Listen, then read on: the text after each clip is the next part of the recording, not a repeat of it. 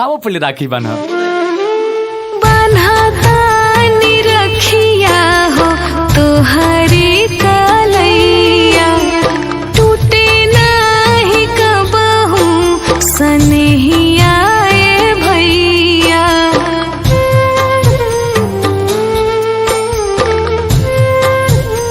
हो बान्हतानी रखिया हो तोहरी कलैया, टूटे नाही कबहू सनहिया ए भैया। जब ले जियब माथे टिकावा लगाई, रेशम धागावा से हथवा सजाई। बहिनी तोहरा के कबो ना भूलाइब हो, जब ले जियब तब ले जनम हो लुटाइब हो। बहिनी तोहरा के कबो ना भूलाइब हो, जब ले जियब तब ले जनम लुटाइब हो। अरे भाई, तू लोग चांद सूरज सन असही चमकत रहा लोग।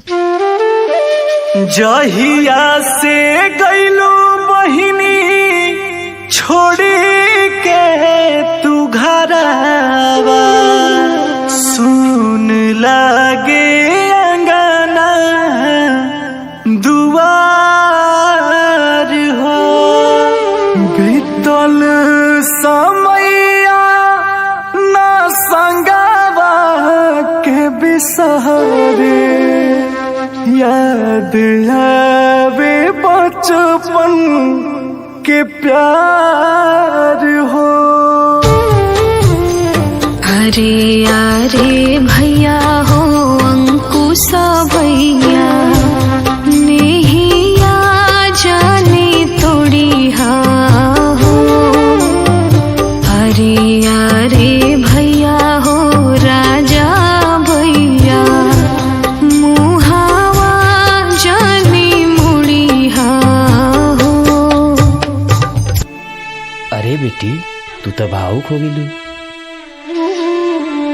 कवन गलती पापा मोहे बिसरैला, कई देला नजरी से दूर हो। छुट्टी कैले भाई माई सखिया सले है, कैनी का हम हूँ कसूर हो। अब कर बेटी होली प्रणवा से प्यारी, पापा जी के पुतरी अमाई के दुलारी। कवनो बापो नहीं चाहे अपना बेटी के, कर जबा से दूर कैल हो। ऐसन हुए बेटी दुनिया के रीतिया, कि मायो मजबूर भइल हो। अरे का माई तू भी ना। दीदी देखा सबके तू ही रोइले बाड़ो, अब चला सबके तू ही हंसावा। हंसत रहे हरदम नैहर ससुरारी, दिन बार बार आवे हो। बनल रहे भाई बहिना के प्यार, ई दिन बार बार आवे हो। बार आवे हो, बार बार आवे हो। हाँ हाँ बार आवे हो, हर बार आवे हो। भाई बहिनी के हाँ सच्चा त्योहार